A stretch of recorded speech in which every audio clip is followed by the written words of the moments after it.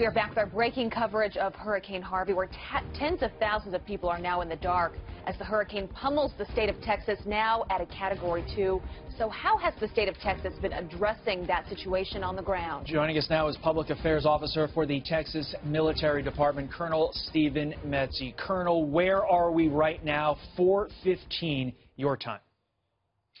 So right now we've got a little over 1,200 Texas Military Department members that are forward positioned in Victoria, Bryan, San Antonio, standing by ready to help first responders and state and local agencies. We've had about 1,500 evacuees that have gone through shelters that we're helping with.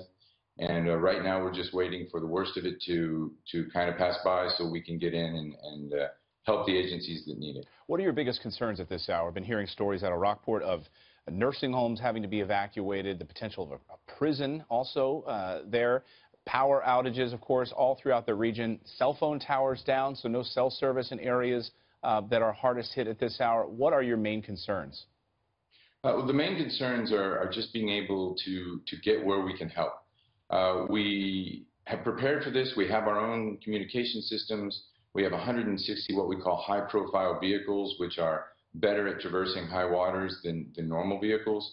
The high winds are going to make air operations a challenge. We have fixed-wing aircraft and helicopters standing by as well. So the biggest issue, we're prepared and we're trained, and we're just waiting for the opportunity to go in right now.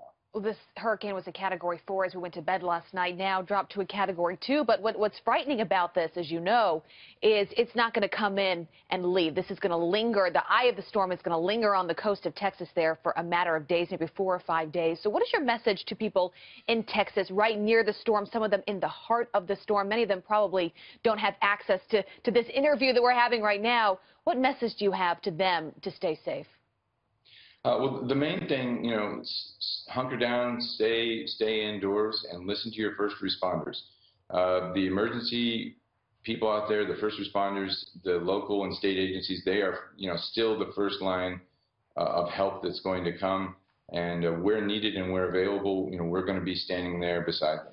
Is it your sense that thus far the warnings were heeded by the majority of the individuals, or is this a situation where in previous storms people said, oh, I'm going to be fine, I'm going to wait it out, and then your lives are put in jeopardy because you need to go in and rescue these individuals? I don't really have numbers of how many people have stayed behind and how many people evacuated right now. In a situation like this, it's always very fluid. The information is not always clear to the civilians. So our main focus is just help where we can help, where the local, state, and federal agencies need it, to be there to provide transportation, provide logistics support, whatever other kind of support they need. So however many people are still out there, whatever that number is, we're standing by ready to help them. As you know, these things come in multiple stages. So you have the storm, that's one concern. Winds, obviously high rain, then comes the flooding, then comes the infrastructure, and hoping that these seawalls hold and these other levees begin to hold. What are your concerns as this unfolds over the next few days? Well, I know that we're looking at it for the long term. The people that we're bringing on board with the intent that they're going to be here, not just throughout the weekend, but as long as this takes. Yeah. So we're prepared for this operation to last, 7, 8, 9, 10 days or longer, however long it takes.